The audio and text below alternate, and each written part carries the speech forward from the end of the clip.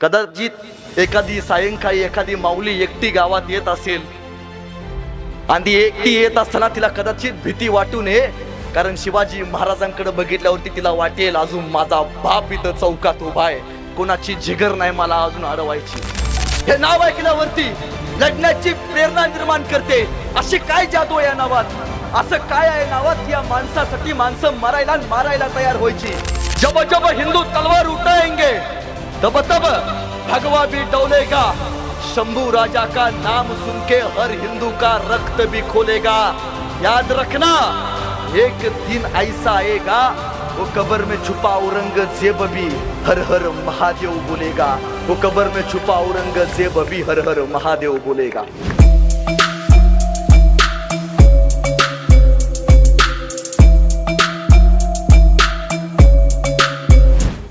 बराच संघर्षाचा काळ झाला, संकटातनं जावं लागलं. तुम्हाला माहिती आहे ताई, छत्रपती शिवाजी महाराजांनी सुद्धा स्वराज्य उभं करताना अनेक संकट बघितली, पण छत्रपती शिवाजी महाराजांना स्वराज्य उभा करताना सगळ्यात जास्त विरोध आपल्याच लोकांनी केला. पण त्यांच्या छतडावरती पाय देऊन महाराजांनी भगवा फडकून स्वतःचं कर्तृत्व सिद्ध केलं. ताई, तुम्हाला सुद्धा विरोध झाला आणि तुम्ही मात्र गावामध्ये शिवाजी महाराजांचं स्मारक बनवून शिवाजी महाराजांची खरी लेख शोभून स्वतःचं नेतृत्व या मातीमध्ये सिद्ध केलं. याला जिजाऊंची लेख म्हणतात. हे सामर्थ्य सोपं नाही, हे परिवर्तन सोपं नाही. मग अनेक लोक म्हणतात मंदिर का बांधायचं, काय होतं मंदिर बांधल्यानं, काय होतं माहितीये तुम्हाला मंदिर बांधल्यानं? छत्रपती शिवाजी महाराजांचं स्मारक गावात असलं पाहिजे सांगणारा पहिला वक्ता आहे. का असलं पाहिजे, का असलं पाहिजे? यासाठी असलं पाहिजे, ज्या गावात महाराजांचं स्मारक आहे ना त्या गावाला एक वेगळं वैभव आहे. छत्रपती शिवाजी महाराजांचं स्मारक यासाठी बांधलंय कारण येणाऱ्या काळांना कळेल, येणाऱ्या पिढ्यांना कळेल या मातीसाठी इथल्या मावळ्यांनी काय बलिदान दिलंय. स्मारक यासाठी उभा करायचं, या हिंदुस्थानावरती वाकड्या नजरेनं बघायचं कोणाचं धाडस होणार नाही. ताई, स्मारक कदाचित तुम्ही यासाठी उभा केला असेल, कदाचित एखादी सायंकाळी एखादी माऊली एकटी गावात येत असेल आणि ती एकटी येत असताना तिला कदाचित भीती वाटू नये, कारण शिवाजी महाराजांकडे बघितल्यावरती तिला वाटेल अजून माझा बाप इथं चौकात उभा आहे, कोणाची जिगर नाही मला अजून अडवायची. हा दूरदृष्टिकोन आहे.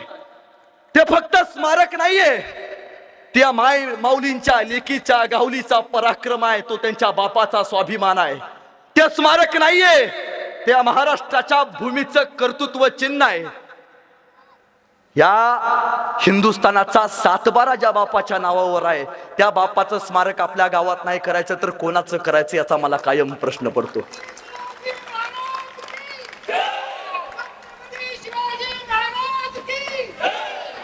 पण ताई, तुम्ही इथंच नाही थांबल्या. मला आणखीन एक गोष्ट कायम, मी का बोलतो बरं, मी पहिल्यांदा सांगतो, मी कुठल्याही राजकीय पक्षाचा वक्ता नाही, कुठल्याही राजकीय पक्षाचा नेता नाही. आणि मी उभ्या आयुष्यात, मला तर वाटतं बरं का, माझे कुठलेही व्हिडिओ काढून बघा, उभ्या आयुष्यात आजपर्यंत मी कुठल्याही नेत्याचं नाव आजपर्यंत स्टेज घेतलं नाही. माझ्या आयुष्यातली पहिली माऊली आहे जिचं नाव मी आपल्या स्टेजवरती घेतलंय. का? कारण ज्यांचं काम शुद्ध आहे, जो माणूस महाराजांसाठी विचार करतो ना त्याच माणसाचा विचार सुदर्शन शिंदे करतो, त्यांच्यासाठी बोलतो आणि आयुष्यभर त्यांच्यासाठी बोलत राहणार. ही माणसं जगली पाहिजेत. मला कायम वाटतं, ताई तुम्ही सरपंच कशा काय हो? मला वाटतं गेली 10 वर्षात तुमच्या माकणे गावातनं एखादा तरी आमदार ताईच्या रूपानं तयार व्हावा, जे या मातीसाठी खऱ्या अर्थानं समर्पित करणार असणार आहे. ताई, विचारांची परंपरा आहे. पण आणखीन एक फार गोष्ट मला अभिमानानं सांगावी वाटते. आपला कोकणी भाग, आदिवासी, कोकणी, बरेच लोक, मराठा, अनेक जाती या गावामध्ये राहतात. पण आपल्या गावात एक गार्डन उभा केलंय. ताई, आम्ही आमचं 2 BHK घर जरी बांधलं तर त्याला घराला नाव देतो अण्णाची कृपा आणि अण्णा झोपायला गोट्यात. पण ताई, तुम्ही या गार्डनला स्वतःचं नाव नाही दिलं. का माहितीये? तुम्ही अनेक ठिकाणी जावा, प्रत्येक गार्डनला तुम्हाला आमदारांची आणि खासदारांची नावं बघायला मिळतील. ती माऊली जिजाऊंच्या संस्कारावरती चालते. शिवाजी महाराजांनी 365 किल्ले बांधले, पण एकाही किल्ल्याला महाराजांनी स्वतःचं नाव दिलं नाही. महाराजांनी प्रत्येक किल्ल्याला मावळ्यांच्या परिवर्तनाचं नाव दिलंय. महाराजांनी प्रतापगड घेतला प्रतापराव गुजरांच्या नावानं. या प्रत्येक किल्ल्याला महाराजांनी मावळ्यांना समर्पित केले.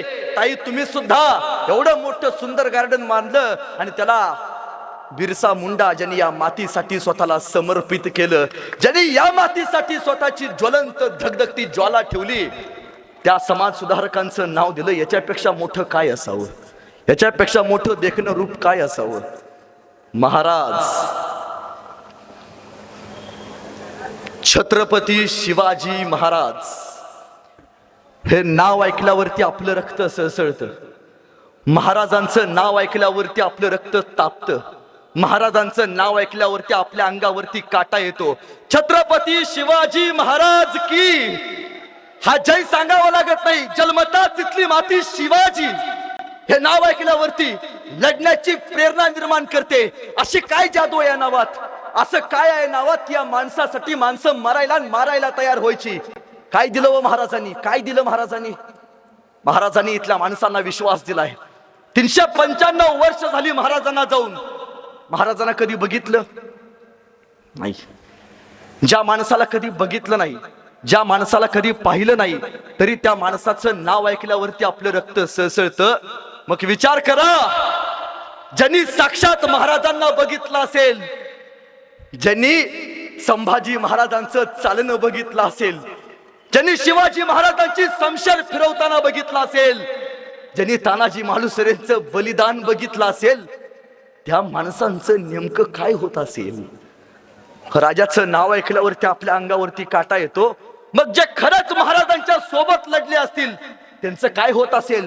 राजा आपल्या सोबत घोड्यावरती बसलाय, राजा आपल्या सोबत मोहिमेला येतोय, राजा आपल्या सोबत गोरगरिबाच्या कोकणी लोकांच्या घरात बसून हक्कानं मावशीला मागून भाकरी खातोय, राजा इथल्या रयतेला जगायला शिकवतोय, राजा या दर्यावरती भगवा फडकवतोय. ही कल्पनाच एवढी मोठी होती की हजारो मर्द मावळ्यांनी उगाच महाराजांसाठी स्वतःचे प्राण दिले नसतील. तुम्हाला माहितीये, पण त्याच महाराष्ट्रात एक महिन्यापूर्वी एक घटना घडली. एक माऊली बोलताना सहजच म्हणाली कि अगले 2 साल में पूरे मुंबई को हरा रंग से ढक देंगे. अगले 2 साल में. त्या मुंबईच्या नवनिर्वाचित नगरसेवक आहेत. मी पहिल्यांदा सांगतो आणि आताही सांगतो, मी कुणालाच भेट नाही, कारण जिसका गुरु बलवान होता है उसका चेला पैलवान होता है. त्यामुळे कुणापुढे झुकायची गरज नाही. त्या म्हणाला गेली 2 वर्षात पुढच्या की पुरे मुंबई को हरा रंग से ढक देंगे, हरा कर देंगे, हरे रंग से लहरा देंगे. त्या ताईला मला सांगणं आहे, ताई हरे रंग का सपना पाले आया था अफजल इस माटी में. हरे रंग का सपना पाले आया था अफजल इस माटी में. छत्रपति ने घुसेड़ दिया था भगवा उसके छाती में. हा महाराष्ट्र आहे, हा शिवसेनेचा महाराष्ट्र आहे, हा महाराष्ट्र एकनाथजी शिंदे साहेबांचा आहे, हा महाराष्ट्र भगव्याचा आहे, हा महाराष्ट्र छत्रपती शिवाजी महाराजांचा आहे, हा महाराष्ट्र बाळासाहेब ठाकरेंचा आहे, आनंद दिघे साहेबांचा आहे, आणि हा महाराष्ट्र धर्मवीर छत्रपती संभाजी महाराजांच्या बलिदानाचा आहे. हा महाराष्ट्र तुमचा माझा आहे. या महाराष्ट्रासाठी, या मातीसाठी, या गावलीसाठी अनेकांनी स्वतःला समर्पित केलं असेल. अनेकांनी. हे का सांगावं वाटतं माहितीये? आपल्या इथे एक शहर होतं औरंगाबाद नावाचं. शिंदे साहेबांनी त्याचं नाव बदललं, त्याचं छत्रपती संभाजीनगर करून टाकलं. पण आज या महाराष्ट्रात त्या शहराला लोक औरंगाबाद म्हणतात. आपण म्हणतो या महाराष्ट्रात इथली लोक औरंगजेब तयार करायला लागलेत. या महाराष्ट्रात इथली लोक अफजल खान तयार करायला लागलेत. का करायला लागलेत?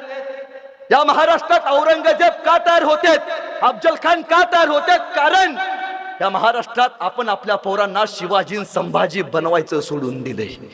या मातीची सगळ्यात मोठी खंत आहे. दादांनो, या भावाचं एक वाक्य घेऊन जावा.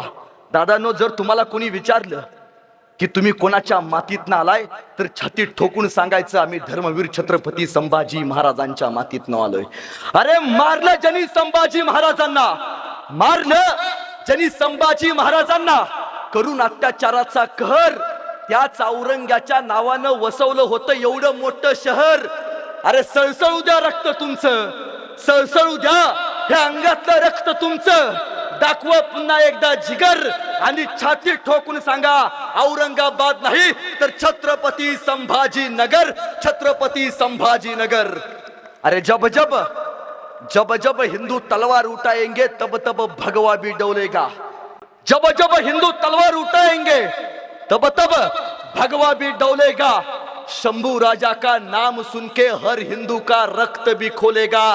याद रखना एक दिन ऐसा आएगा वो कब्र में छुपा औरंगजेब भी हर हर महादेव बोलेगा, वो कब्र में छुपा औरंगजेब भी हर हर महादेव बोलेगा.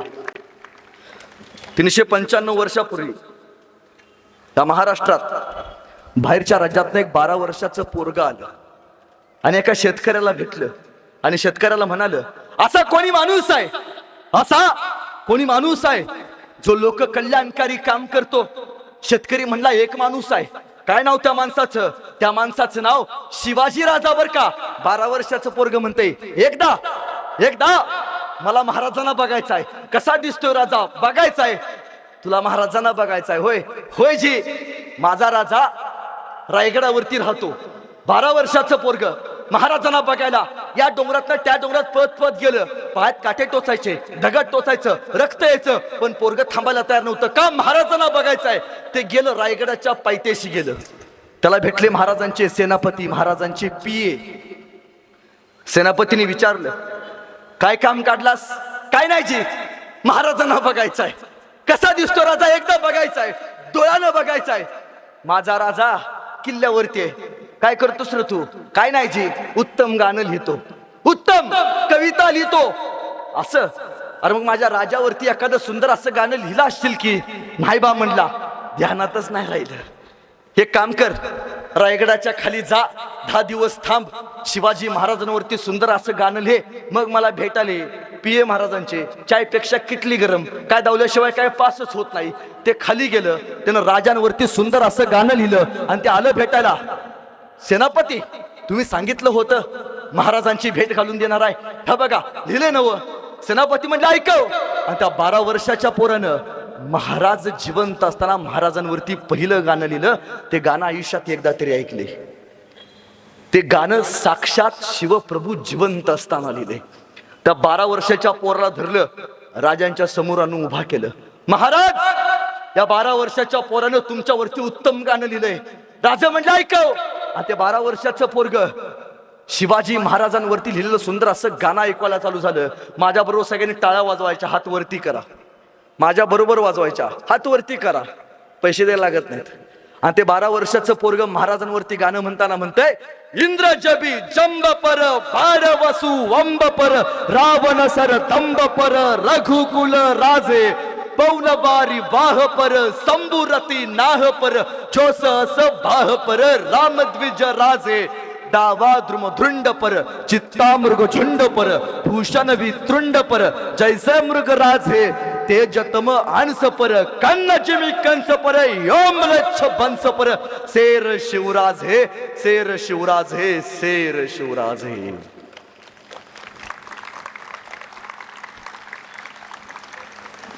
गाणं प्रत्येकानं ऐकले. हे गाणं साक्षात महाराज जिवंत असताना लिहिलं.